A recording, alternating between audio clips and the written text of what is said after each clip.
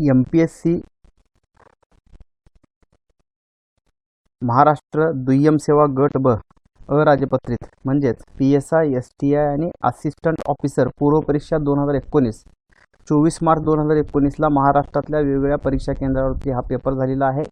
या पेपरचं जे संपूर्ण जे ॲनालिसिस टाईपमध्ये आहे क्वेश्चन्स आणि आन्सर तुम्हाला त्याच्यामध्ये येणार। पूर्व परीक्षेमध्ये पहा 100 क्वेश्चन्सचा 100 मार्कासाठी 1 तासाचा वेळ निगेटिव्ह मार्किंग असतं। म्हणजे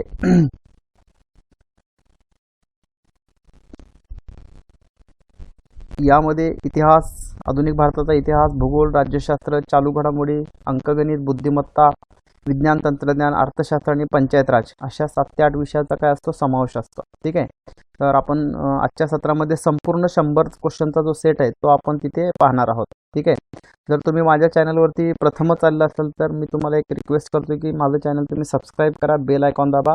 नवीन माझे जे काही व्हिडिओ येतात त्यामध्ये मी भूगोलाचे MCQ, इकॉनॉमिक्सचे MCQ, वेगवेगळ्या विषयाचे MCQ, वेगवेगळ्या विषयाचे जे आर्टिकल टाईपमध्ये जे काही इन्फॉर्मेशन आहे ती मराठी, इंग्लिश असे मी लेक्चर टाकत असतो, तर ते तुम्ही सबस्क्राईब करून ठेवा। येणाऱ्या सर्व स्पर्धा परीक्षेसाठी तुम्हाला ते अत्यंत महत्त्वाचं ठरणार आहे। ठीक आहे, चला तर मित्रांनो क्वेश्चन नंबर 1 बघा।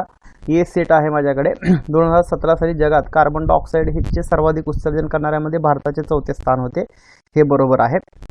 2017 मधील जगात सर्वाधिक उत्सर्जन करणाऱ्यामध्ये चीन, अमेरिका, युरोपियन युनियन आणि भारत या चौघांचा समावेश असून जागतिक उत्सर्जनामध्ये हिस्सा 58% आहे। आणि ब बरोबर आहे। जागतिक उत्सर्जनामध्ये भारताचा वाटा 15% नाही आहे, म्हणून आणि ब एवढंच काय आहे बरोबर आहे। ठीक आहे, आणि जागतिक उत्सर्जनामध्ये जगामध्ये पहिल्या क्रमांकावरती कोण आहे तर अमेरिका, सेकंड नंबरवरती चीन आहे। ठीक आहे, महिला व बाल विकास मंत्रालयाने कोणते ऑनलाईन पोर्टल सुरू केले आहे ज्यामुळे केंद्र सरकारच्या महिला कर्मचाऱ्यांना कामाच्या ठिकाणी लैंगिक शोषणाची तक्रार करता येऊ शकते।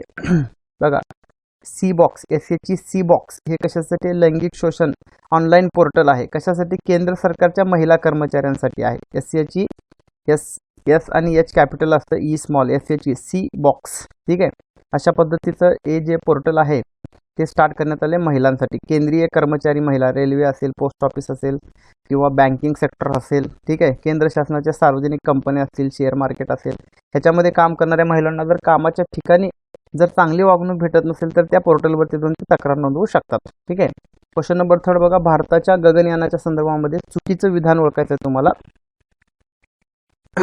भारताच्या गगनयान या महत्त्वाकांक्षी प्रकल्पाचा भाग म्हणून 2020 पर्यंत इस्रोद्वारा 2 भारतीयांना अंतराळात पाठवले जाणार आहे, हे रॉंग आहे। ठीक आहे, 4 अंतराळवीरांना पाठवण्यात येणार आहे। नुकतेच केंद्रीय मंत्र्यांनी या कार्यक्रमासाठी 10,000 कोटीची तरतूद केली, बरोबर आहे। गगनयान प्रकल्पाची घोषणा पंतप्रधानांनी भारताच्या 72व्या स्वातंत्र्यदिनी सर्वप्रथम केली होती। ठीक आहे, म्हणजे फक्त 1 क्रमांकाचं काय आहे त्याच्यामध्ये रॉंग आहे। तर हे कुणाकडनं केलं जातं? इस्रो म्हणजे काय? Indian space research organisation. त्याचं मुख्यालय कुठे आहे तर ते आहे बँगलोर, कर्नाटकमध्ये। ठीक आहे, आणि याची स्थापना झाली 1969च्या 15 ऑगस्टला आणि आत्ता सध्या ह्याच्या स्थापनेला 50 वर्ष पूर्ण झालेलं आहे। ठीक आहे, तर असे काही क्वेश्चन तुम्हाला विचारतो। ह्याचं सर्वात यशस्वी प्रक्षेपण गृह Satish Dhawan space research centre, Sriharikota. आता child innovation space research centre सुरू करण्यात आले अहमदाबाद, गुजरात या ठिकाणी। ठीक आहे, तर हे लक्षात ठेवायचं आहे। ह्याच्या आणखीन काही वेगवेगळ्या ठिकाणी इस्रोचे सॅटेलाइट लॉन्चिंग स्टेशन आहे, जसं समजा की हासन कर्नाटकमध्ये आहे, त्याच्यानंतर श्रीहरिकोटा आंध्र प्रदेशमध्ये आहे, त्याच्यानंतर फरीदाबाद म्हणून आहे हरियाणामध्ये। तर असे त्यांचे काही इम्पॉर्टंट स्पेस रिसर्च सेंटर तुम्हाला करून ठेवायचं। Vikram Sarabhai space research centre Thiruvananthapuram, केरळमध्ये आहे। सुकन्या समृद्धी योजनेच्या संदर्भात अयोग्य विधान ओळखा। ठीक आहे, अयोग्य ओळखायचं म्हणजे योग्य बाजूला काढायचं आणि चुकीचं ओळखायचं। ही योजना 2015 मध्ये सुरू झाली। बेटी बचाव बेटी पढाओ आंदोलनाचा हे भाग आहे। मुलीच्या शिक्षणाचा खर्च पूर्तीसाठी टपाल खात्यात विशेष खाते उघडणे या योजनेअंतर्गत आवश्यक आहे। ठीक आहे, या योजनेच्या अंतर्गत मुलींच्या विवाहासाठीचा खर्च समाविष्ट नाही। तर हे 3 नंबरचा जो ऑप्शन आहे ते रॉंग आहे। या योजनेच्या अंतर्गत मुलीच्या विवाहासाठीचा खर्च समाविष्ट नाही आहे, हे बरोबर आहे। मुलींच्या शिक्षणाच्या खर्च पूर्तीसाठी टपाल खात्यात आहे का तर नाही, तर ही बँकेमध्ये पण तुम्हाला योजना काढता येऊ शकते, टपाल खात्यामध्ये पण काढता येऊ शकते। दोन्ही ठिकाणी तुम्हाला या योजनेचा लाभ घेता येऊ शकतो। सुकन्या समृद्धी योजना, बेटी बचाव बेटी पढाओ कधी सुरू झालं तर 2014 मध्ये। ठीक आहे, साक्षी मलिक आता सध्या त्याची ब्रँड अँबॅसेडर आहे। पानिपतमधल्या हरियाणातील पानिपतमध्ये प्रधानमंत्री नरेंद्र मोदी यांनी बेटी बचाव बेटी पढाओ कार्यक्रमाला सुरुवात केली। सेव्ह द बेबी गर्ल.com नावाची वेबसाईट पण मुलींच्या लैंगिक समस्येच्या संदर्भामध्ये सुरू करण्यात आलेली आहे. ठीक आहे. 2018च्या पद्मविभूषण पुरस्कारासंबंधात जोड्या लावायच्या तुम्हाला, योग्य त्या जोड्या लावायच्या. तर जोड्यांचा क्रम दिला आहे तुम्हाला, व्यक्ती आणि त्यांचं क्षेत्र दिलेलं असतं नेहमी, तर त्या क्षेत्राशी तुम्हाला जोड्या लावायचे. आर नागास्वामी, वेदप्रकाश नंदा, अरविंद पारिख आणि लक्ष्मण पै हे कशाच्या संदर्भात आहे हे लक्षात ठेवायचं. आता आर नागास्वामी हे पुरातत्वशास्त्राचे संशोधक आहेत. वेदप्रकाश नंदा हे साहित्य शिक्षण, अरविंद पारिख हे कला आणि संगीत, आणि लक्ष्मण पै जे आहेत ते कला आणि रंगचित्रकला. ठीक आहे. तर अशा पद्धतीचा ऑप्शन नंबर 3 हा त्याचा काय उत्तराचा पर्याय आहे. ठीक आहे. त्यानंतर पहा क्वेश्चन नंबर 6 आहे, खालीपैकी कोणते विधान चुकीचे? डॉक्टर दलवीर भंडारी हे आंतरराष्ट्रीय न्यायालयाचे न्यायाधीश म्हणून पुन्हा 2017 मध्ये त्यांची काय झालेली आहे, निवड झाली. हे बरोबर आहे. भंडारी हे संयुक्त राष्ट्रसंघाच्या आमसभेत 193 पैकी 183 त्यांना मते मिळाली. 1945 साली आंतरराष्ट्रीय न्यायालयाची स्थापना झाल्यापासून या न्यायालयात ब्रिटिश न्यायाधीश असणार नाही अशी ही पहिलीच वेळ आहे. ठीक आहे. तर यापैकी एकही नाही, म्हणजे हे सगळं काय आहे, चुकीचं विधान आहे. का याच्यात कुठलंच चुकीचं नाही आहे, यापैकी नाही म्हणजे चुकीचं कुठलंच नाही, सगळेचे सगळे बरोबर आहेत. ठीक आहे. आता हे लक्षात ठेवायचं, ICJ म्हणजे international court of justice, the Hague, Netherland या ठिकाणी आहे. याची स्थापना झाली 1945 मध्ये. ह्याच्यामध्ये टोटल जगातल्या 193 देशापैकी 15 देशांचे काय असतात, त्याच्यामध्ये न्यायाधीश असतात. 2 राष्ट्रांमधले खटले इथे चालत असतात, जसं भारत पाकिस्तान, काश्मीर सीमा, काश्मीर च्या संदर्भातल्या केसेस वगैरे, अशा केसेस इथे चालत असतात. 2 राष्ट्रांमधले वाद. दलवीर भंडारी यांची पुनर्नेमणूक झालेली आहे. पहा, भारतातर्फे हे तिथे काय करतात, म्हणजे 189 राष्ट्रापैकी त्यांची नेमणूक झालेली आहे. ठीक आहे. ते भारताचे आहेत. खालीलपैकी कोणते विधान बरोबर नाही आहे? साहित्य अकॅडमीची स्थापना 1954 मध्ये झाली. संस्था नोंदणी अधिनियम 1860च्या अंतर्गत तिची एक संस्था म्हणून 1956 मध्ये नोंदणीकृत झाली. मुख्यालय मुंबईला आहे. अकॅडमीने 24 भाषांना मान्यता दिलेली आहे. तर ऑप्शन नंबर सी जे आहे ते चुकीचं आहे. साहित्य अकॅडमीचं मुख्यालय कुठं आहे, तर ते नवी दिल्ली या ठिकाणी आहे. ठीक आहे. तर हे लक्षात ठेवायचं आहे. 24 भाषांना मान्यता दिली आहे. भारतीय राज्यघटनेच्या 8व्या परिशिष्टामध्ये एकूण 22 भाषा आहेत. ठीक आहे. पूर्वी 18 होते, आता नवी 4 ॲड झाल्या आहेत, बोडो, संताली, मैथिली आणि डोंगरी. ठीक आहे. ह्या नव्याने समाविष्ट झालेल्या राज्यघटनेतील भाषा आहेत. ठीक आहे. तर साहित्य अकॅडमी 24 भाषेसाठी साहित्य अकादमी पुरस्कार देखील भाषेसाठी दिला जातो. भाषेतील उत्कृष्ट साहित्यासाठी त्यांच्याकडनं दरवर्षी पुरस्कार दिला जातो. शहरासंबंधी, मुंबई शहरासंबंधी योग्य ती विधाने, कोणती विधाने असत्य आहेत, म्हणजे सत्य कुठलं नाही आहे, असत्य आहेत म्हणजे सत्य नाही आहेत. मुंबई हे बिबट्याचे आदिवास केंद्रस्थानी असणारे जगातील एकमेव शहर आहे. हे बरोबर आहे. मुंबई शहरातील 5 प्रमुख नद्या मिठी, दहिसर, पोयसर आणि ओशिवरा, हे पण बरोबर आहे. दहिसर, पोयसर आणि मिठी नद्याचा उगम तुळशी तलावातून होतो, तर हे चुकीचं आहे. ठीक आहे. पोयसर जी नदी आहे ती बोरिवलीला उगम पावते. ठीक आहे. आणि दहिसर नदी ही दहिसरला उगम पावते. सगळ्यात तुळशी तलावातून उगम पावत नाहीत. ठीक आहे. तर हे अशा पद्धतीचं, ज्याला मुंबईबद्दल माहिती आहे ते त्यांची उत्तरे येतात इथे. ठीक आहे. ज्यांनी वाचलेलं आहे त्यांच्यासाठी. भारतीय शासनाने सुरू केलेले ई चरक नावाचे पोर्टल कशाच्या संदर्भात आहे? आता ई चरक लक्षात ठेवायचं, इलेक्ट्रॉनिक चरक. तर हे ई चॅनल वनौषधी, सुगंधी, कच्चा माल आणि आयुर्वेदाचे ज्ञान देण्यासाठी हे सुरू करण्यात आले. आयुष मंत्रालय जे आहे, श्रीपाद यशो नाईक हे सध्या आयुष मंत्रालयाचे मंत्री, कॅबिनेट मंत्री आहेत. तर ई चरक हे अशा पद्धतीचं पोर्टल सुरू करण्यात आलेलं आहे. ठीक आहे. पेन्सिल ऑनलाईन पोर्टल हे डॅशच्या प्रभावी अंमलबजावणीसाठी आहे. तर PNCIL पेन्सिल कशाच्या संदर्भात आहे, तर बाल मजूर कायदा आणि राष्ट्रीय बाल मजूर प्रकल्पाच्या प्रभावी अंमलबजावणीच्या संदर्भामध्ये. ठीक आहे. पेन्सिल 6 ते 14 गटातील मुलांना देशामध्ये काय करण्यात आले, प्राथमिक शिक्षण सक्तीचं आणि मोफत करण्यात आलेलं आहे. म्हणून पेन्सिल त्यांच्या हातामध्ये आली पाहिजे.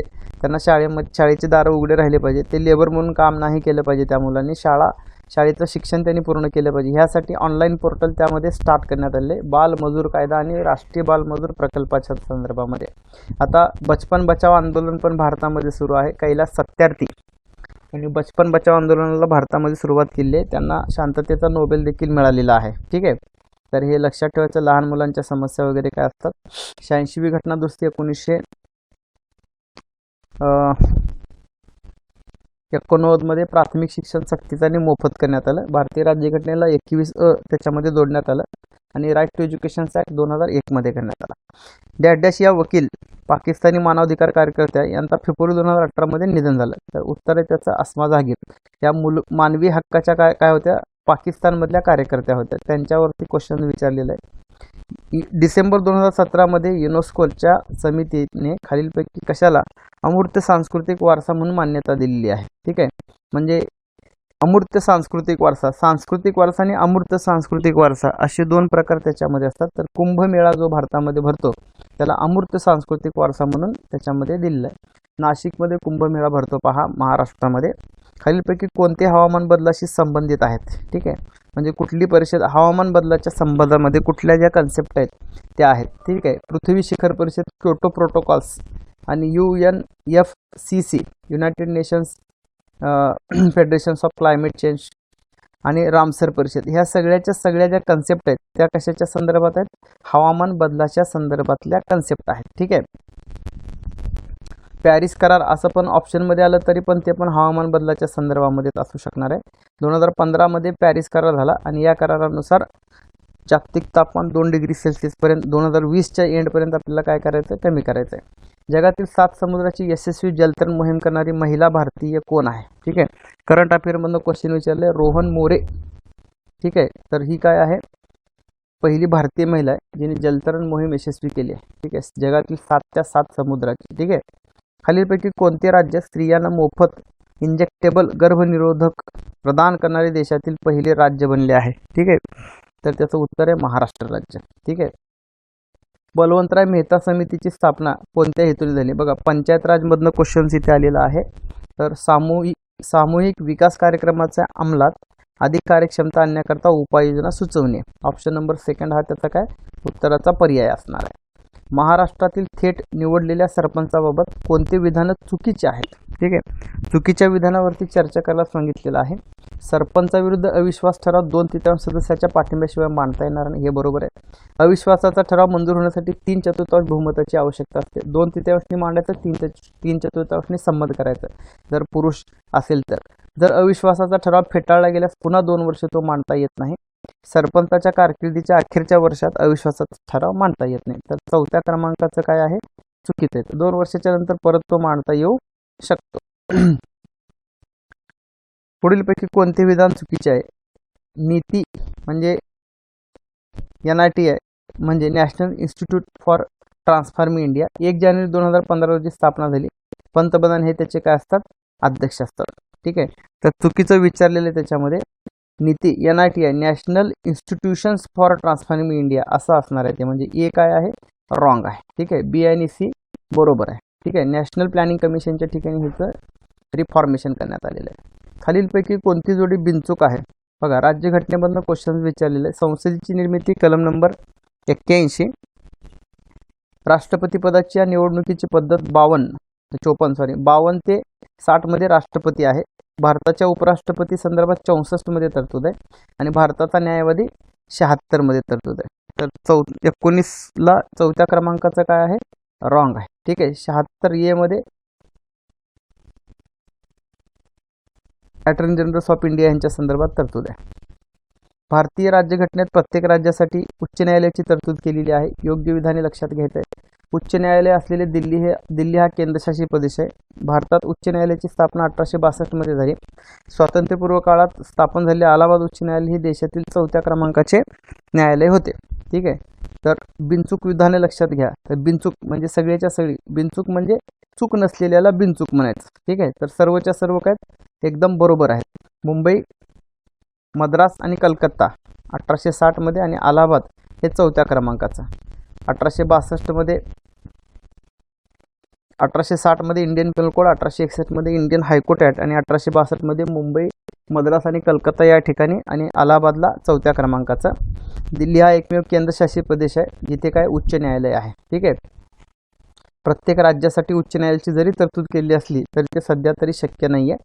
जसं समजा की महाराष्ट्र आहे, तर महाराष्ट्राच्या अंतर्गत गोवा, दादरा नगर हवेली, दीव दमण म्हणजे 2 राज्य आणि 1 केंद्रशासित प्रदेशांचं कामकाज आपल्याला तिथे पाहायला मिळतं. खालीलपैकी कोणत्या तरतुदी राज्यघटनेच्या कलम नंबर 164 मध्ये आहेत. 164. आता 164 म्हणले की तुम्हाला लक्षात येतं की राज्याच्या संदर्भामधल्या त्याच्यामध्ये तरतुदी असू शकतात. तर मुख्यमंत्री राज्यपालाकडून नियुक्त केला जाईल आणि इतर मंत्री राज्यपालाकडून मुख्यमंत्र्यांच्या सल्ल्यानुसार नियुक्त केले जातील. हे नाहीये त्याच्यामध्ये. राज्याच्या प्रशासनासंबंधी मंत्रिपरिषदेचे सर्व निर्णय राज्यपालास कळवणे हे मुख्यमंत्र्याचे कर्तव्य असेल. नंबर 3, मंत्रिपरिषद राज्याच्या विधानसभेस सामुदायिकरित्या जबाबदार असेल.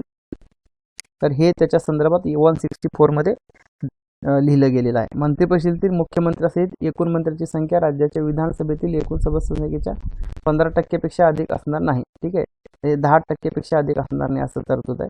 तर तिसऱ्या क्रमांकाचा 164 मध्ये तिसऱ्या क्रमांकाचा ऑप्शनचा उत्तराचा पर्याय देण्यात आलेला.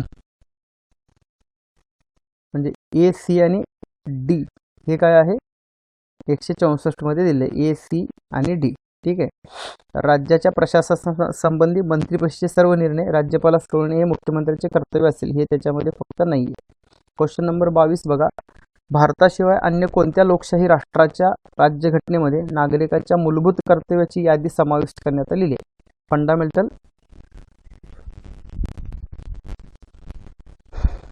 ड्युटीज ऑफ सिटीजन्स हे भारतामध्ये तर आहेच, शिवाय भारताव्यतिरिक्त कुठे तर जपानमध्ये फंडामेंटल ड्युटीज आहे. ठीक आहे, मूलभूत हक्क भारतामध्ये पण आहेत, अमेरिकेमध्ये पण आहेत, जपानमध्ये मूलभूत कर्तव्य आहेत, भारतामध्ये पण मूलभूत कर्तव्य आहे. ठीक आहे, मूलभूत कर्तव्य लक्षात ठेवायचे तुम्हाला.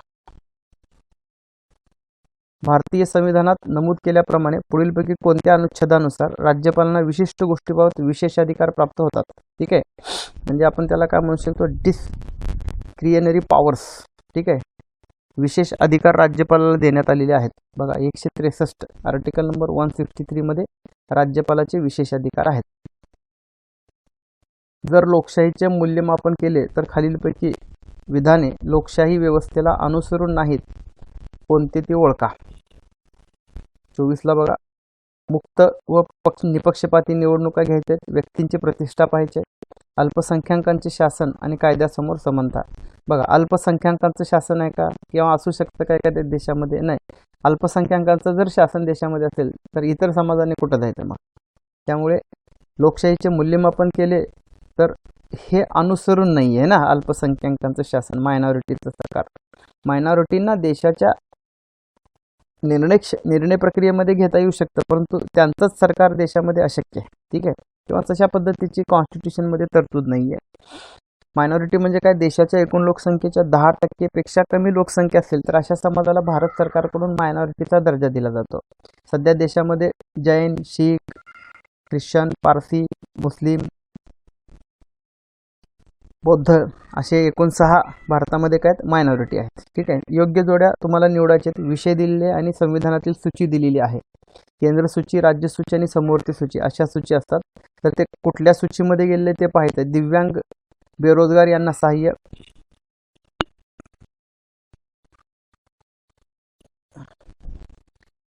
त्यानंतर टपाल खाते, बचत खाते, बँकिंग, सर्व प्रकारच्या सर्व ठिकाणाची तीर्थयात्रा. विषय कुणाकडे ते बघायचं आहे. तर ए, बी आणि सी लक्षात ठेवा.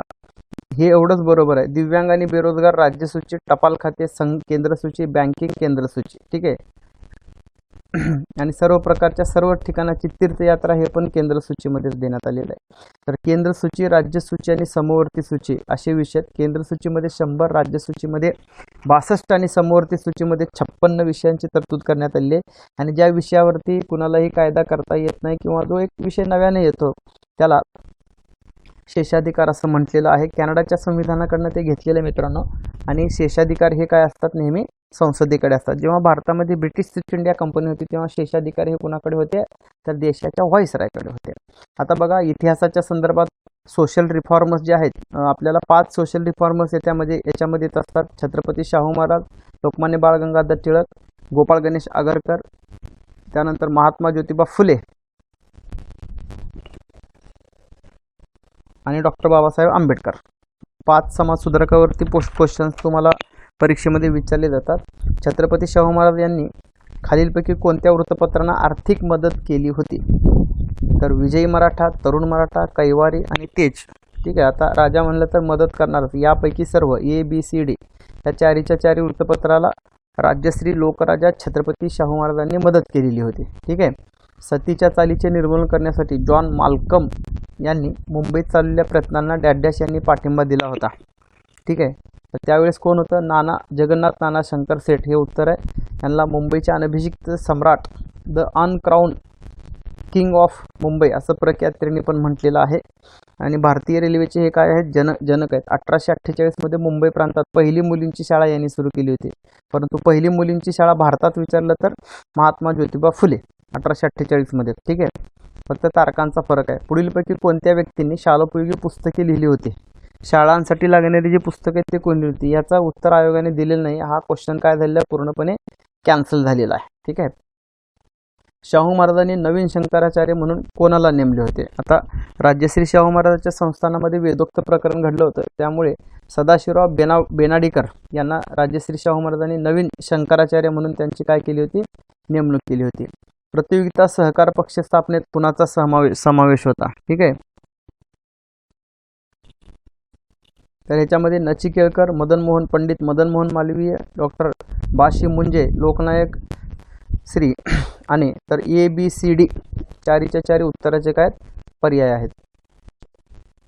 उलगुलन नावाचा आदिवासी विद्रोही कोणी घडवून आणला होता? उलगुलन आदिवासी बघा, तर बिरसा मुंडा यांनी विद्रोह याच्या संदर्भामध्ये घडवून आणला होता. बिरसा मुंडा आदिवासी समाजाचं दैवत आहे बिरसा मुंडा. 28 डिसेंबर 1885 रोजी भरलेल्या राष्ट्रीय काँग्रेसच्या पहिल्या अधिवेशनात कोणते इंग्रज अधिकारी या ठिकाणी उपस्थित होते? त्याचं पहिलं जे अधिवेशन आहे ते मुंबईमध्ये झालं. त्यामध्ये Allan Octavian Hume, Henry Cotton आणि विल्यम वेडरबर्न्स बघा हे 3 जणच काय आहेत त्याचे संस्थापक आहेत. ठीक आहे, हे तिन्हीच्या तिन्ही जण काय होते त्याच्यामध्ये उपस्थित होते. उत्तराचा ऑप्शन नंबर 1 बरोबर आहे. स्त्री शिक्षणाची दिशा हा स्त्री शिक्षणावरील लेख या वृत्तपत्रात प्रकाशित झाला होता. तर केसरी या वृत्तपत्रात प्रकाशित झाला होता. केसरीची संस्थापक आहेत लोकमान्य बाळ गंगाधर टिळक. दर्पण बाळशास्त्री जांभेकर मराठी भाषेतील पहिलं हे काय वृत्तपत्र आहे. ठीक आहे, केसरी आणि मराठा हे 2 वृत्तपत्र होते. याचे संस्थापक आहेत लोकमान्य बाळ गंगाधर टिळक. केसरीचे मुख्य संपादक हे गोपाळ गणेश आगरकर आणि मराठाचे लोकमान्य बाळ गंगाधर टिळक हे होते. 1911 मध्ये कोल्हापूर येथे सत्यशोधक समाजाची शाखा स्थापन करून छत्रपती शाहू महाराज यांनी डॅश यांना त्यांचे अध्यक्षपद दिले होते. ठीक आहे, तर भास्करराव जाधव यांना त्यांचं काय देण्यात आलं होतं? अध्यक्षपद देण्यात आलं होतं. ठीक आहे, सत्यशोधक समाजाची स्थापना पुण्यामध्ये महात्मा ज्योतिबा फुले यांनी केली होती. भारतीय राष्ट्रीय काँग्रेसची खालीलपैकी कोणती अधिवेशने मुंबई येथे आयोजित झाली होती? म्हणजे 7 अधिवेशनं मुंबईमध्ये आत्तापर्यंत इंडियन नॅशनल काँग्रेसची झालेली आहेत. त्यापैकी पहिलं अधिवेशन 1885, 5वं अधिवेशन 1889, 20वं 1904, 31वं 1915, म्हणजे ABCD असे 7 अधिवेशनं टोटल हे मुंबईमध्ये झालेले आपल्याला पाहायला मिळतात. योग्य त्या जोड्या लावायच्या तुम्हाला. मग व रानडे म्हणजे त्यांचा जन्म विचारलेला आहे, कुणाचा जन्म कुठे झालेला आहे त्या संदर्भामध्ये बघा. मग व रानडेचा जन्म झाला निफाडला, गोपाळ गणेश आगरकरांचा जन्म झाला टेंबूला, वीरा शिंदेचा जन्म झाला जमखंडीला आणि गोपाळ हरी देशमुखचा झाला पुण्याला. म्हणजे 36 क्रमांकाचं जे उत्तर आहे त्याचं काय येतो? ऑप्शन नंबर 1 हा त्याचा पर्याय आहे. खालीलपैकी कोणते वाक्य बरोबर आहे बघा. अलेक्झांडर या विद्वानाच्या मते कायमधारा पद्धतीत व्यापारवादाची तत्वे दिसत नाहीत. 1765 मध्ये ईस्ट इंडिया कंपनीला मद्रासची दिवाणी मिळाली. लॉर्ड कॉर्नवॉलिस यांनी 22 मार्च 1793 रोजी मुंबई प्रांतात कायमधारा पद्धत लागू केल्याची घोषणा केली. प्रिंगेलची पुणे जिल्ह्यात सन 1823 साली असिस्टंट रेव्हेन्यू कलेक्टर म्हणून नेमणूक करण्यात आली. तर असे ऑप्शन्स दिलेले आहेत. तर 4थ्या क्रमांकाचं वाक्य बरोबर आहे. प्रिंगेलची पुणे जिल्ह्यात 1823 मध्ये असिस्टंट रेव्हेन्यू कलेक्टर म्हणून नेमणूक करण्यात आली. अशा पद्धतीचे फिरवून क्वेश्चन, डीपमधले क्वेश्चन इतिहासामधले विचारले जातात. डॅश या शारदा सदनातील पहिल्या विद्यार्थिनी आहेत. शारदा सदनमधल्या पहिल्या विद्यार्थिनीचं नाव आहे आनंदी उर्फ बाया कर्वे. ठीक आहे, आनंदी कर्वे. ह्यांच्यावरती चित्रपट पण आहे, बघून घ्या तुम्ही. 1919च्या भारतीय प्रशासकीय कायदा तयार करण्यात लॉर्ड चेम्फर्स यांना पुढीलपैकी कोणी मदत केली? तर दादाभाई नौरोजी, नेताजी सुभाषचंद्र बोस, चित्तरंजन दास, भूपेंद्रनाथ बसू. तर भूपेंद्रनाथ बसू यांनी त्यावेळेस काय केली होती? त्यांना मदत केली होती. ठीक आहे, बालविवाह व लादलेले वैधव्य या विषयावर यांनी लेख लिहिले आहेत. बैरामजी मलबारी, बाळशास्त्री जांभेकर, पंडिता रमाबाई आणि रमाबाई रानडे. तर उत्तर आहे त्याचं बैरामजी मलबारी यांनी बालविवाह, ठीक आहे, आणि लादलेले वैधव्य याच्यावरती काम केलेलं आहे. ठीक आहे, रमाबाई रानडे यांनी विधवा महिलांसाठी काम केले. बाळशास्त्री जांभेकर यांनी पत्रकारितेमध्ये काम केलेलं आहे. तर असे वेगवेगळे ऑप्शनचे पर्याय असतात नेहमी. खालीलपैकी पुणे विभागात सर्वात उत्तरेकडील तालुका कोणता? आता कधी कधी जिल्हे विचारतात, आता तालुका विचारला तर उत्तरेकडे काय आहे? जुन्नर आहे आणि दक्षिणेकडे काय? जावळ आहे. ठीक आहे, त्या मावळ आहे. मावळ किंवा जावळी असं म्हटलं जातं त्याला. शिवाजी महाराजांच्या कालखंडामध्ये जावळीचा प्रांत मावळ. तर जुन्नर उत्तरेकडे आणि मावळ दक्षिणेकडे आहे. ठीक आहे, तर असे तालुका वाईज विचारतात. जिल्हा असेल तर तुम्ही व्यवस्थित करून घ्या, जिल्ह्यामध्ये कोणते तालुके कोणत्या दिशेला आहे. ठीक आहे. महाराष्ट्र पठारावरील सर्वात मोठे नदीचे खोरे कुठले? आता राज्यामध्ये जर विचारलं सर्वात मोठं नदीचं खोरं कुठलं आहे, तर गोदावरी नदीचं खोरं आहे. दुसऱ्या क्रमांकाचं कुठलं आहे? राज्यामधलं दुसऱ्या क्रमांकाचं आहे तापी. तिसऱ्या क्रमांकाचं कुठलं आहे? वैनगंगा. चौथ्या क्रमांकाचं भीमा खोरे. ठीक आहे, राज्यामधलं.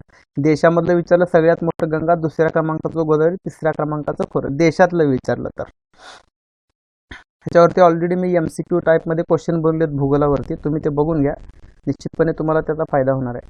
महाराष्ट्रात पठाराची पूर्व पश्चिम लांबी किती आहे? म्हणजे पश्चिम पूर्व किंवा पूर्व पश्चिम जर आपण पठाराची जर लांबी बघितली, हा सोपा क्वेश्चन्स आहे.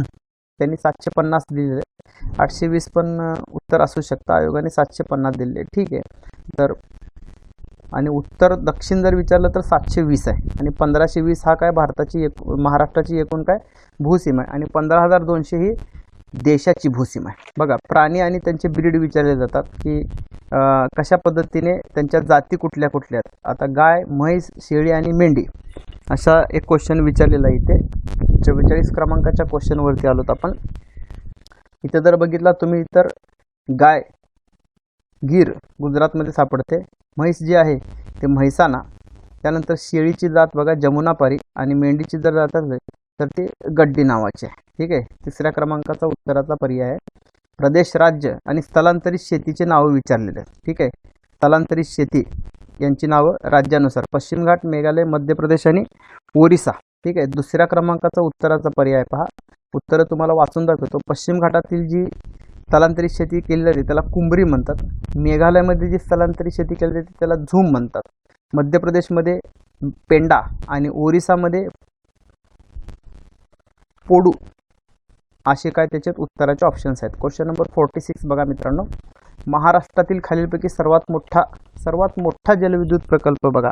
आशिया खंडातील सर्वात मोठा म्हणजेच महाराष्ट्रातील देशातील सर्वात मोठा कुठला आहे? तर कोयना जलविद्युत प्रकल्प आहे. कोयना नदी कृष्णेची उपनदी आहे, सातारा जिल्ह्यामध्ये हा प्रकल्प आहे. ठीक आहे, महाराष्ट्रातील खालील पर्वत रांगाचा उत्तरेकडून दक्षिणेकडे क्रम लावायचा आहे. ठीक आहे, म्हणजे अति उत्तरेकडे कुठली पर्वतरांग आहे आणि दक्षिणेकडे कुठली आहे. ठीक आहे, तर दक्षिणेकडे शंभू महादेव आहे, मग हा उत्तराचा ऑप्शन. अजिंठा, सातमाळा, हरिश्चंद्रगड आणि शंभू महादेव रांगा. ठीक आहे, असा उत्तराचा काय येतो मित्रांनो? पर्वत येतो. सातमाळा लक्षात. त्याच्या पलीकडे पण विचारलं विंध्य, सातपुडा, सातमाळा. ठीक आहे, त्याच्यानंतर अजिंठा, सातमाळा असा पण उत्तराचा ऑप्शन असू शकतो. ठीक आहे, काय विचारले त्यावरती उत्तर डिपेंड्स असतं आपलं. ठीक आहे, योग्य जोड्या लावायच्या आहेत तुम्हाला. त्याच्यामध्ये भूगोलातनंच क्वेश्चन्स आहेत. धातू आणि खाण उद्योग जिल्हे कुठे आहेत? मॅंगनीज, बॉक्साईट, चुनखडी आणि क्रोमाइट. पुढे जिल्हे दिले आहेत तुम्हाला, तर ते योग्य तो जिल्ह्याचा क्रम ओळखायचा. आयोगाने हा जो क्वेश्चन्स आहे तो कॅन्सल केलाय. आपण जर बघितलं बॉक्साईटला काय लागू शकतं इथे, तर कोल्हापूर लागू शकतं किंवा सिंधुदुर्ग पण येतं ऑप्शन्समध्ये. तर हे उत्तर कॅन्सल केले आयोगाने. महाराष्ट्रातील खालीलपैकी कोणता प्रदेश प्रादेशिक विभाग पर्जन्य छायेच्या प्रदेशात येतो? ठीक आहे, तर पर्जन्य छायेचा प्रदेश हा 50 सेंटीमीटरपेक्षा कमीचा जो प्रदेश आहे त्याला पर्जन्य छायेतील जिल्हा म्हणतात. परंतु संपूर्ण प्रादेशिक जर विभाग बघितलं तर पश्चिम महाराष्ट्रामध्ये सोलापूर आहे, सातारा आहे, सांगलीचा काही भाग आहे, पुण्याचा काही भाग आहे, कोल्हापूरचा काही भाग आहे. त्यामुळे पश्चिम महाराष्ट्र हा पर्जन्य छायेच्या प्रदेशामध्ये येतो. ठीक आहे, आता कोकणामध्ये 300 मिलीमीटर पावसाची नोंद होते. घाटमाथ्यावरती, सह्याद्रीच्या घाटमाथ्यावरती त्याच्या दुप्पट पाऊस पडतो, 600 मिलीमीटर. त्यानंतर सह्याद्रीच्या पूर्वेकडला जो उतार आहे तिथे 80 ते 120 मिलीमीटर आणि विदर्भामध्ये, पूर्व विदर्भामध्ये 200 मिलीमीटर पावसाची नोंद होत असते. ठीक आहे, मग प्रादेशिक विभागानुसार पण मी तुम्हाला क्लासिफिकेशन सांगितले पाऊस कसा पडतो. जोड्या लावायचं आहे. जलविद्युत केंद्र आणि जिल्हा. अ गटाच्या ब गटाशी भीरा, वीर, भंडारदरा आणि उजनी. आता उजनी डोळे झापून कोणी पण सांगू शकतं की ते कुठं आहे मित्रांनो, तर सोलापूर जिल्ह्यामध्ये उजनी प्रकल्प आहे भीमा नदीवरती. ठीक आहे, उत्तराचा पर्याय क्रमांक 2 आहे त्याचा. भीरा जो प्रकल्प आहे तो रायगडमध्ये वीर प्रकल्प पुण्यामध्ये, भंडारदरा प्रकल्प अहमदनगरमध्ये आहे, त्यानंतर प्रवरा नदीवरती हा महत्त्वपूर्ण प्रकल्प आहे आणि उजनी प्रकल्प सोलापूरवरती आहे. म्हणजे 2 क्रमांकाचा उत्तराचा जो पर्याय आहे तो तुम्ही तिथे डोळे झाकून लिहू शकता. 2011च्या जनगणनेनुसार महाराष्ट्राची एकूण लोकसंख्या किती आहे? तर 11,23,74,333 किंवा 11,23,72,272 असा पण तुम्ही उत्तराचा पर्याय तिथे काय करू शकता, नमूद करू शकता. आता इथे नकाशा दिलेला बघा, सस्यासारखा नकाशा दिसतो तुम्हाला. ससा जर तुम्ही बघितला तर हा सर्वसाधारणपणे त्याचा हा डोळा, हे तोंड, हे खाली त्याची शेपटी, इथे 2 पाय, पाठीमागे 1 पाय, इथे शेपूट असं दिसते तुम्हाला. ठीक आहे, मग ते तुम्ही लक्षात ठेवू शकता की वरील नकाशात महाराष्ट्रातील एक प्रशासकीय विभाग दाखविला आहे. खालीलपैकी कोणता प्रशासकीय विभाग वर्तुळाने म्हणजे इथे जिल्हा मुख्यालय म्हणून दाखवण्यात आलेलं आहे? तर असं इंटरेस्टिंग क्वेश्चन विचारलं त्यांनी. हा ससा जो आहे, हा ससा आहे तो औरंगाबाद, मराठवाड्याचा हा ससा आहे आणि औरंगाबाद डिव्हिजन्स इथं काय दाखवलंय, औरंगाबाद दाखवलेलं आहे. ठीक आहे, तर हे लक्षात ठेवायचं आहे थोडंसं. हे सगळे त्याचे जिल्हे आहेत. ठीक आहे, प्रशासकीय विभागाचा नकाशा पडला. असे टोटल 6 प्रशासकीय विभाग महाराष्ट्रामध्ये आहेत, जसं की नाशिक, पुणे, नागपूर, औरंगाबाद, कोकण. ठीक आहे, त्यानंतर अमरावती. जोड्या लावा. अ गटाच्या ब गटाशी पुळण आणि जिल्हे दिले आहेत. उभा दांडा, नंदगाव, मारवे आणि सातपाटी. ठीक आहे, तर सातपाटी ॲक्च्युली पालघर जिल्ह्यामध्ये, परंतु इथे त्यांनी ठाणे दिलेलं आहे. ठीक आहे, काय हरकत नाही आहे. डला जर तुम्ही बघितला तर 1 क्रमांकाचा ऑप्शन एकाच ठिकाणी लागतो, त्यामुळे उभा दांडा कुठे असणार, सिंधुदुर्गामध्ये. नंदगाव जे आहे ते रायगडमध्ये. मारवे जे बेट आहे ते मुंबईमध्ये आहे. मारवेची किनारपट्टी खूप सुंदर असं प्लेस आहे टुरिस्टचं. आणि सातपाटी पालघरमध्ये इथे ठाणे दिले, तरी पण ऑप्शन नंबर 1 हा उत्तराचा क्लोज जाऊ शकणारा ऑप्शन्स आहे. ठीक आहे, खालीलपैकी महाराष्ट्राचा कोणता अक्षवृत्त विस्तार बरोबर आहे? अक्षवृत्त बघा, अक्षवृत्त म्हणजे जी वृत्तजाळी असते त्याच्यातल्या ज्या आडव्या ज्या लाईन असतात, ठीक आहे, त्याला अक्षवृत्त असं म्हटलं जातं. तर अक्षवृत्तीय जो विस्तार आहे महाराष्ट्र राज्याचा, तर तो आहे 15 डिग्री 44 मिनिट उत्तर ते 22 डिग्री 6 मिनिटे उत्तर. ठीक आहे, तर हा ऑप्शन नंबर 1 हा त्याचा काय आहे, उत्तराचा पर्याय. अक्षवृत्ता 2 अक्षवृत्तामधील जे अंतर असतं ते नेहमी समान असतं. तर किती असतं ते कमेंटमध्ये तुम्ही मला सांगा. आणि एकूण अक्षवृत्ती किती, एकूण वृक्षवृत्ती किती आहे? ठीक आहे, महाराष्ट्रातील खालीलपैकी कोणती नदी खचदरीतून वाहते? बघा, ह्याला खचदरीतून वाहणारी नदी पण म्हणतात आणि उसळ्या मारत जाणारी नदी पण म्हणतात. तर ती नदी कुठली आहे? तापी आणि नर्मदा. असं नर्मदा पण ऑप्शनमध्ये नाही आहे, परंतु इथे तापी तुम्हाला काय उत्तर लिहिता येऊ शकतं. आता बघा, आयात निर्यात इकॉनॉमिक्सच्या संदर्भामध्ये मी MCQ टाकत असतो. इकॉनॉमिक्सचे काही चॅप्टर पण टाकले, तुम्ही माझ्या चॅनलवरती बघू शकता. भारताच्या आयात भागीदार देशांची त्यांच्या 2016-17 वर्षातील आयात भागीदारीतील महत्वानुसार उतरत्या क्रमाने क्रमवारी लावायचा आहे. म्हणजे सर्वाधिक भारताचा व्यापार आयात भारत कुणाकडनं करतं, त्याचा 1, 2, 3, 4, 5 असे राष्ट्रांचा जो पर्याय आहे तो तुम्हाला उत्तरामध्ये शोधायचा आहे. तर चीन, United State of America, United Arab अमिरेती, सौदी अरेबिया, इंडोनेशिया, दक्षिण कोरिया आणि इराक. 3ऱ्या क्रमांकाचा उत्तराचा पर्याय नेहमी पाठ करा. तर आयात भारताचा सर्वाधिक व्यापार कोणाबरोबर होतो? तर चीनबरोबर होतो. देशाची सर्वाधिक निर्यात कोणाबरोबर होते? तर अमेरिकेबरोबर होते. सार्क कंट्रीमध्ये भारताचा सर्वाधिक व्यापार कोणाबरोबर होतो? तर बांगलादेशमध्ये होतो. बिमस्टेकमध्ये पण बांगलादेशमध्येच होतो. तर अशा पद्धतीचे क्वेश्चन. जननी सुरक्षा योजना बघा, इकॉनॉमिक्सच्या संदर्भामध्ये ही योजना 100% केंद्राने प्रायोजित केली आहे आणि त्यानुसार रोख मदत डॅश डॅश बरोबर दिली जाते. तर केंद्र शासनाची ही जननी सुरक्षा योजना, याच्या अंतर्गत बाळंतपण आणि बाळंतपणानंतरची दक्षता यासाठी रोख मदत भारत सरकारकडनं 100% भारत सरकारकडनं दिली जाते. थॉमस पिकेटी चे पुस्तक कॅपिटल खालीलपैकी कशाचे विश्लेषण करते? ठीक आहे, नवीन पुस्तक आहे हे, 2013 मध्ये प्रकाशित झालेलं पुस्तक आहे. तरी लक्षात ठेवायचं, विकसित जगामध्ये तीव्र असमानतेचा उदय. म्हणजे भारतासारख्या विकसित देशामध्ये तीव्र असमानता, इन्कम इनइक्वॅलिटी जे आहे, तर ती कशा पद्धतीने ग्रोथ होत असते, त्याची शार्प ग्रोथ कशी आहे, त्या संदर्भातल्या कन्सेप्ट त्या पुस्तकामध्ये मांडण्यात आले. दारिद्र्य मापना संदर्भातील तेंडुलकर समितीने पुढील सूचना केलेल्या आहेत. तर त्या कुठल्या सूचना आहेत ते तुम्हाला बघायच्या आहेत. उष्मांक आधारित दारिद्र्य रेषेच्या संकल्पनेपासून दूर जाणे, दारिद्र्याचे अंदाज मापन करण्यासाठी वेगवेगळ्या वस्तू गटासाठी वेगवेगळे संदर्भ कालावधी विचारात घेणे, शिक्षण व आरोग्यासाठी केलेल्या व्यक्तिगत खर्चाचा समावेश करणे. तर यापैकी सर्व उत्तराचे पर्याय आहेत. आर्थिक सुधारणानंतर 90-91 ते 12-13 या काळात स्थूल देशांतर्गत उत्पादनाचा दर डॅश डॅश ही प्रवृत्ती दर्शवितो, तर वाढती प्रवृत्ती दर्शवितो. ठीक आहे. NSSO नॅशनल सॅम्पल सर्व्हे ऑर्गनायझेशननुसार श्रमशक्ती म्हणजे काय? ठीक आहे. अशा व्यक्ती ज्या रोजगाराच्या शोधात आहेत, अशा व्यक्ती ज्यांना रोजगार मिळाला आहे, यांना काय म्हणायचं? श्रमशक्ती असं म्हणतात. अ आणि ब उत्तर बरोबर. इकॉनॉमिक्स मधला क्वेश्चन आहे. व्यापारी बँकांनी दिलेल्या कर्जावरील व्याजदरासाठी वर्ष 2010 मध्ये लागू केलेल्या पायाभूत दर मोजणीमध्ये पुढीलपैकी कोणत्या बाबीचा विचार केला जातो? ठीक आहे. तर हे लक्षात ठेवायचं, निधीवरील खर्च, रोख राखता प्रमाण ठेवण्यासाठी येणारा खर्च आणि कमीत कमी परतावा दर ह्या बाबींचा विचार केला जातो. रेपो रेटचा विचार केला जात नाही. रेपो रेट म्हणजे काय? रिझर्व्ह बँक ऑफ इंडिया ज्या दराने बँकांना कर्ज पुरवठा करते शॉर्ट टर्मसाठी, त्यांना रेपो रेट असे म्हणतात. रिव्हर्स रेपो रेट म्हणजे जेव्हा RBI बँकाकडनं पैसे घेते त्याला रिव्हर्स रेपो रेट असे म्हणतात. बँक रेट म्हणजे काय? रिझर्व्ह बँक ऑफ इंडिया कमीत कमी 3 महिन्यासाठी ज्या दराने बँकांना कर्जाचा पुरवठा करते त्याला बँक रेट असे म्हणतात. ठीक आहे. कॅश रिझर्व्ह रेशो म्हणजे काय? बँकाकडे असलेल्या ठेवीपैकी काही रक्कम ही RBI मध्ये ठेवावी लागते, त्याला CRR असं म्हणतात. ठीक आहे. आणि SLR म्हणजे काय? Statutory liquidity ratio. ठीक आहे. आपल्याला CRR विचारलेला आहे. SLR म्हणजे काय? Statutory liquidity ratio.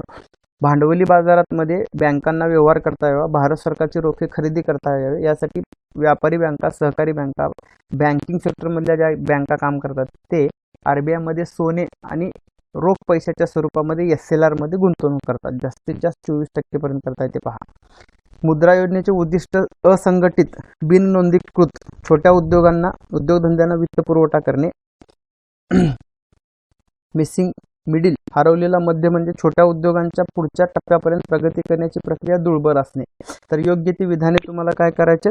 विचारात घ्यायचे. तर अ आणि ब दोन्हीच्या दोन्ही विधाने काय मित्रांनो इथं बरोबर आहेत. क्वेश्चन नंबर 64 बघा, भारत सरकारच्या भांडवली अर्थसंकल्पामध्ये डॅश डॅशचा समावेश होतो. ठीक आहे. भांडवली अर्थसंकल्प, महसुली अर्थसंकल्प, तुटीचा अर्थसंकल्प, अर्थसंकल्पाचे असे काही प्रकार तुम्हाला त्या ठिकाणी पाहायला मिळतात. भांडवली प्राप्ती आणि भांडवली खर्च म्हणजे कॅपिटल रिसिप्ट्स आणि कॅपिटल एक्सपेंडिचरचा समावेश भांडवली अर्थसंकल्पामध्ये होतो. महसुलीमध्ये महसुली प्राप्ती आणि महसुली खर्चाचा समावेश होतो. ठीक आहे. भारतातील एकूण राज्यापैकी कोणते राज्य ठेवी जमा करण्यामध्ये भारतामध्ये अग्रेसर आहे? सर्वाधिक डिपॉझिट्स बघा तर महाराष्ट्र शासन करतं. जास्त महाराष्ट्र राज्यामध्ये डिपॉझिट्स ठेवल्या जातात. मराठी माणूस कसा आहे? पैसा गुंतवतो जास्त आणि अशा ठिकाणी गुंतवला जातो जसं RD आहे, FD आहे किंवा जमीन आहे, सोनं आहे. ठीक आहे. ह्यामध्ये मराठी माणूस पैसा गुंतवतो. त्याला एखादा नवीन बिझनेस कर म्हणलं तर आखलीचा भाग नसतो. ठीक आहे. फक्त तो काय करतो? पैसे आले की बँकेत FD करायचा, RD करायचं, बस. ह्याच्या पलीकडची दुनिया नसते त्यांची कधी. ठीक आहे. 1983-84 ते 11-12 या काळातील केंद्र सरकारच्या दायित्वामध्ये कोणत्या देयता सर्वात अधिक होत्या? ठीक आहे. तर उत्तर आहे त्याचं अंतर्गत देयता सर्वाधिक होत्या. इंटरनल लिबिलिटीज जास्त होत्या. लिंग अंदाजपत्रक म्हणजे काय? लिंग अंदाजपत्रक म्हणजे काय? जेंडर बजेट असं आपण त्याला इंग्लिशमध्ये म्हणू शकतो. अधिक लिंग समान समाजासाठी वित्तीय तरतूद म्हणजे महिलांसाठी फायनान्शियल प्रोव्हिजन्स, त्याच्यामध्ये जेंडर इक्वॅलिटी आणण्यासाठी हे सरकारकडनं अशा पद्धतीचे अर्थसंकल्प सादर केले जातात. ठीक आहे. P. चिदंबरम यांनी 2008-9 मध्ये पहिला अशा पद्धतीचा महिला धार्जिने जो अर्थसंकल्प आहे तो सादर केला होता. त्याला जेंडर बजेट असं म्हटलं जातं. खालीलपैकी विधाने लक्षात घ्या. आर्थिक नियोजनाच्या पहिल्या 4 दशकामध्ये वस्तू करावरील भर वाढला होता. त्यांचा केंद्र सरकारच्या एकूण कर उत्पन्नामधला वाटा 90-91 मध्ये 84% होता. अप्रत्यक्ष कर उत्पन्न व एकूण कर उत्पन्नाचे प्रमाण 16-17 मध्ये 51.7% इतके होते. तर चुकीचं काय? याच्यात काहीही चुकीचं नाही, म्हणजे कोणतेही नाही असं तुम्हाला उत्तर लिहायचं आहे. ठीक आहे. आता अप्रत्यक्ष कर म्हणजे काय? ज्या करांचा भार आणि ज्या करांचं वजन हे एकाच व्यक्तीवरती अनेक व्यक्तीवरती असतं त्यांना अप्रत्यक्ष कर असं म्हणतात. उदाहरणार्थ GST आहे, सर्व्हिस टॅक्स आहे, व्हॅट आहे, कॉर्पोरेशन टॅक्स, मॅट. ठीक आहे. बिगर अनुसूचित बँका म्हणजे अशा बँका की ज्या भारतीय रिझर्व्ह बँक कायदा 1934च्या डॅश डॅश सूचीमध्ये समाविष्ट नाही तर दुसऱ्या सूचीमध्ये समाविष्ट नसलेल्या बँका. मध्यावधी राजकोषीय सुधारणांचा अंतिम उद्देश काय असतो? राजकोषीय धोरण कोण जाहीर करतं? भारत सरकार जाहीर करतं. तर त्याचा उद्देश काय नसतो असं विचारलेलं आहे. तर कर्ज चिरस्थायी पातळीपर्यंत घटवणे, राजकोषीय तुटीत वाढ करणे,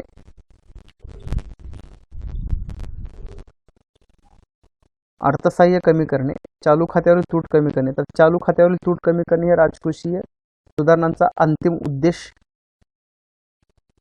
आहे असं आपल्याला त्या ठिकाणी म्हणता येतं. चालू खात्यावरील तूट काय कमी करायचं आहे? कमी करायचं आहे. तर राजकोषीय तूट म्हणजे काय? तर सरकारचा खर्च वजा सरकारने घेतलेल्या पैशाचं व्याज हे एकमेकातून जर वजा झालं तर त्याला मित्रांनो राजकोषीय तूट असं त्या ठिकाणी म्हटलं जातं. पावसाळ्यात आकाशात दिसणारे सुंदर सप्तरंगी इंद्रधनुष्य खालीलपैकी कोणत्या नैसर्गिक घटनांचा परिणाम आहे? आता विज्ञान सुरू झालं बघा इथे. तर काय आहे ते? तर अपवर्तन आहे, अपस्करण आहे, अंतर्गत परावर्तन आहे आणि बाह्य परावर्तन आहे. सगळंच आहे. सॉरी, ए, बी आणि सी असं त्याचं उत्तर आहे. इंटरनल रिफ्लेक्शन्स आहे, अंतर्गत परावर्तन रिफ्लेक्शन आहे, डिस्पिरेशन्स आहे. येणारा कोण आणि जाणारा कोण हा समानुपाती असेल तर सूर्याचं काय होतं? अपस्करण होऊन आपल्याला आकाशामध्ये इंद्रधनुष्य सप्तरंग दिसायला लागतात. इंटरनल रिफ्लेक्शन्स, ठीक आहे. अंतर्गत परावर्तन, हे अंतर्गत परावर्तन बघा, तुम्ही जर जत्रेमध्ये गेलात तर तुम्हाला पॉट दिसतो, त्याच्यामध्ये लाईट लावलेली असते आणि त्या लाईटीचे वेगळे तुम्हाला कलर दिसतात. त्याला इंटरनल रिफ्लेक्शन्स असं म्हटलं जातं, ठीक आहे. त्याच्यामुळे पण तुम्हाला वेगळे रंग दिसायला लागतात. खालीलपैकी कोणते विधान ध्वनीसाठी बरोबर आहे? ध्वनी जी आहे ती डेसिबलमध्ये ध्वनीची तीव्रता मोजली जाते मित्रांनो. तर इथं लक्षात ठेवायचं. तर ध्वनी तरंगाच्या प्रसारणासाठी माध्यमांची आवश्यकता असते. अनियमितकालिक ध्वनी तरंगांना गोंधळ म्हटले जाते. तर सी आणि डी काय बरोबर आहे, ठीक आहे. ध्वनी तरंग हे अवतरंग नसतात, तर ध्वनी तरंग हे काय असतात? अनुतरंग असतात, ठीक आहे. ठीक आहे. 90 ते 110 डेसिबल पर्यंत आवाज आपण काय करू शकतो? ऐकू शकतो. आता बघा, खालील विधाने विचारात घ्या, योग्य पर्याय निवडायचा आहे. प्रकाश किरणे एका पारदर्शक माध्यमातून दुसऱ्या माध्यमात जाताना त्यांचा मार्ग बदलतात. वेगवेगळ्या माध्यमामध्ये प्रकाशाचा वेग वेगवेगळा असतो, ठीक आहे. तर अ हे विधान सत्य असून ब हे त्याचं काय योग्य स्पष्टीकरण आहे, ठीक आहे. प्रकाश किरणे एका माध्यमातून दुसऱ्या माध्यमात जात असताना त्यांचा मार्ग काय करत असतात? बदलत असतात, ठीक आहे. स्कॅटरिंग ऑफ लाईटमध्ये आपल्याला ते पाहायला मिळतं. अणूच्या तिसऱ्या कक्षेमध्ये जास्तीत जास्त किती इलेक्ट्रॉन्स असतात? तर पहिल्या कक्षेमध्ये 2, दुसऱ्यामध्ये 8, तिसऱ्यामध्ये 18 आणि चौथ्यामध्ये काय असतात? 32 इलेक्ट्रॉन्स असतात. तर इथे 18 इलेक्ट्रॉन, तिसरी कक्षा विचारले, इथं उत्तर लिहायचं तुम्हाला. 18 काय असतात? त्याच्यामध्ये इलेक्ट्रॉन्स असतात. एकमेकाशी काटकोनात असलेल्या अक्षावर समपृष्ठाचे छेद खालीलप्रमाणे असतील तर त्या समपृष्ठाचे मिलर निर्देशकाचे परिगण काय? तर 2, 3 आणि 4. झेड ए, 3B आणि 4C. तर 2, 3 आणि 4. जेव्हा वितळलेल्या सोडियम क्लोराईडमधून 100 अँपियर विद्युत प्रवाह 965 सेकंदकरिता प्रवाहित केला तर Na बरोबर 23, Cl बरोबर 35.5. तर पुढे काय? 25 ग्रॅम सोडियम कॅथोडवर निक्षेप होईल आणि 35.5 ग्रॅम क्लोरीन वायूचा ॲनोडवर निकास होईल, ठीक आहे. टेक्निकल क्वेश्चन्स आहे हा जरा. क्वेश्चन नंबर 77 बघा. प्लुटो एलिमेंट्सचे अशा प्रकारे सर्वोत्तम म्हणून वर्णन केले आहे. तर प्लॅटफॉर्म्स, ऑप्शन नंबर 1 आहे प्लॅटफॉर्म्स, ट्रिप्लोब्लास्टिक्स आणि असिलोमेट प्राणी असं त्याचं वर्णन करण्यात आलेलं आहे. बायोलॉजीमधनं क्वेश्चन्स आहे. द्विविभाजनासाठी अमिबाला किती जनक पेशीची आवश्यकता असते? ठीक आहे. अमिबा हा एकपेशीय प्राणी आहे, परंतु द्विविभाजनासाठी, ठीक आहे, किती पेशीची अमिबाला आवश्यकता लागते? ठीक आहे. तर आणखीन एका पेशीची त्याला आवश्यकता लागते, ठीक आहे. एकपेशीय प्राणी. कुफरच्या पेशीमध्ये यामध्ये काय काय आढळतं? अशा पद्धतीचा क्वेश्चन विचारण्यात आलेला आहे. तर त्याच्यामध्ये काय आढळतं? मेंदू, मूत्रपिंड, यकृत का प्लीहा. तर कुपरच्या पेशी यामध्ये यकृत आढळतं, ठीक आहे. लिव्हर म्हणतो त्याला. कीटकनाशकाचा वापर करताना खालीलपैकी कोणत्या बाबींचा प्रामुख्याने विचार करावा? ठीक आहे. शेतीमध्ये कीटकनाशकांचा वापर करत असताना कुठल्या बाबींचा विचार करावा? तर कीटकनाशक प्रकाराची योग्य निवड करावी, कीटकनाशकाची कार्यक्षमता बघावी, ठीक आहे, इफिशियन्सी बघावी आणि कीटकनाशकाची किती मात्रा आपल्याला लागते ते बघावं. ठीक आहे. कीटकनाशकाचा रंग बघून काय करायचं आपल्याला, का रंगपंचमी खेळायची आहे का, तर डी हा त्याचा काय चुकीचा उत्तराचा पर्याय. रंग हा घटक कीटकनाशकासाठी महत्त्वाचा नाही, त्याची इफिशियन्सी किती, त्याच्या किती मात्रा, 1 लिटर पाण्यामध्ये एंडोसल्फान किती टाकावं, कशा पद्धतीने फवारावं, एवढंच फक्त भेटलं. तर रंग वगैरे असा घटक शेतकऱ्याला काय करायचं आहे. खालीलपैकी वनस्पतीमध्ये कोणता मूलद्रव्य त्याच्या कार्याशी चुकीच्या पद्धतीने जोडला गेलेला आहे. ठीक आहे. म्हणजे अ गट दिलेलं आहे, ब गट दिले आणि ब गटामध्ये चुकीचा पर्याय ओळखायचा आहे तुम्हाला. नत्र केंद्रक आम्ले, प्रथिने, संप्रेरके आणि सहविकर यांचा घटक आहे. मॅग्नेशियम हरितद्रव्याचा घटक आहे. फॉस्फरस केंद्रक आम्ले, एटीपी काही सहविकर यांचा घटक आहे. गंधक केंद्र आम्लाचा घटक आहे का, तर नाही. गंधक फवारणीमध्ये गंधक वापरतात किंवा कीडनाशक म्हणून गंधकाचा वापर केला जातो. डॅश हे सूक्ष्म जीवाणू एकदल वनस्पतीमध्ये असहजीवी नत्र स्थिरीकरणास उपयुक्त आहे.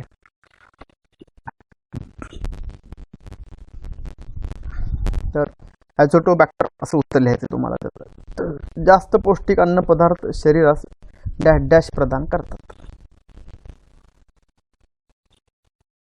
तर काही प्रमाणात जीवनसत्व आणि जास्त कॅलरीज आपल्याला उपलब्ध होतात. कॅलरीची किती आवश्यकता आहे ग्रामीण भागासाठी, 2400 किलो कॅलरी प्रति व्यक्ती प्रतिदिन आणि 2100 कॅलरी प्रति व्यक्ती प्रतिदिन शहरी भागासाठी. डॉट्स कार्यक्रम हा खालीलपैकी कुठल्या राष्ट्रीय प्रकल्पाचा महत्त्वाचा कार्यक्रम आहे. डॉट्स DOTS नेहमी हा रिपीट होणारा क्वेश्चन्स आहे. राष्ट्रीय क्षयरोग नियंत्रण कार्यक्रम TB नॅशनल ट्युबरक्युलोसिस कंट्रोल प्रोग्रामसाठी डॉट्स हा प्रोग्राम काय केला जातो, वापरला जातो. TB मुक्त भारताचा ब्रँड अँबॅसिडर आहे राहुल द्रविड. खालीलपैकी कोणते रासायनिक पदार्थ चेतासंवेदना वाहक म्हणून प्रमाणित केले आहेत. तर ॲसिटाइलकोलिन, गॅमा ॲमिनो ब्युटेरिक ॲसिड आणि डोपामाइन हे काय आहे, तर चेतासंवेदन वाहक म्हणून काही प्रमाणात मान्य करण्यात आलेले आहेत. आता बघा, आता इथं गणित चालू झालं. राम व श्याम दोघेही अ बिंदूपासून एकमेकाच्या विरुद्ध जातात. अ बिंदूपासून राम 3 किलोमीटर, श्याम 4 किलोमीटर. राम डावीकडे 4 किलोमीटर आणि श्याम उजवीकडे 5 किलोमीटर चालत गेला, तर ते दोघेजण मूळ ठिकाणापासून किती किलोमीटर अंतरापर्यंत चालत गेले, अशा पद्धतीचा क्वेश्चन विचारलेला आहे. ठीक आहे. डायग्राम व्यवस्थित काढायचा आहे तुम्हाला. असा एक डायग्राम जातो, हे वरती जातं, त्याच्यानंतर हा खाली जातो आणि हे असं खेचायचं आहे तुम्हाला. ठीक आहे. म्हणजे तुम्हाला ते लक्षात येणार आहे की किती आहे. तर 11.4 तुम्हाला काय करायचं आहे, इथे 3 अधिक 4 7चा वर्ग, 5 अधिक 4 9चा वर्ग. तर ते 11 आणि 12च्या वर्गाच्या मधली संख्या तुम्हाला तिथे दिसून येते. ठीक आहे. आता इथे काय दिलेलं आहे, 87 क्रमांकाचा क्वेश्चन. वरील आकृतीत कोपऱ्यातील आयताचे मापन 4 सेंटीमीटर, 4 सेंटीमीटर गुणिले 8 सेंटीमीटर आहे. तर वर्तुळाची सेमीमध्ये सेंटीमीटरमध्ये त्रिज्या दर्शवणारा पर्याय निवडा.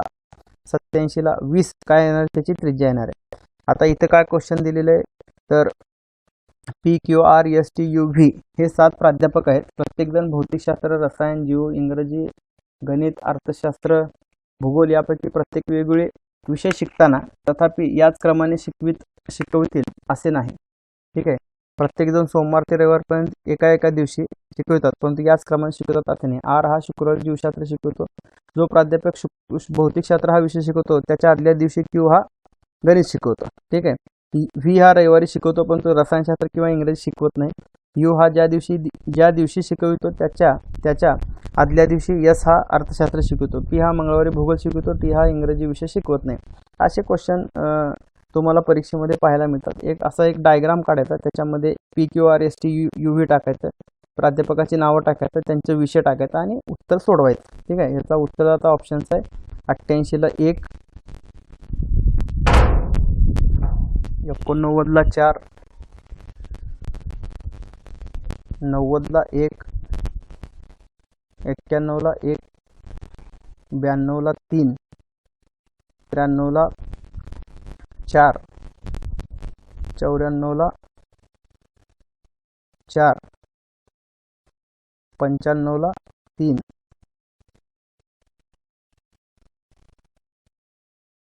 96ला 3, 97ला 2,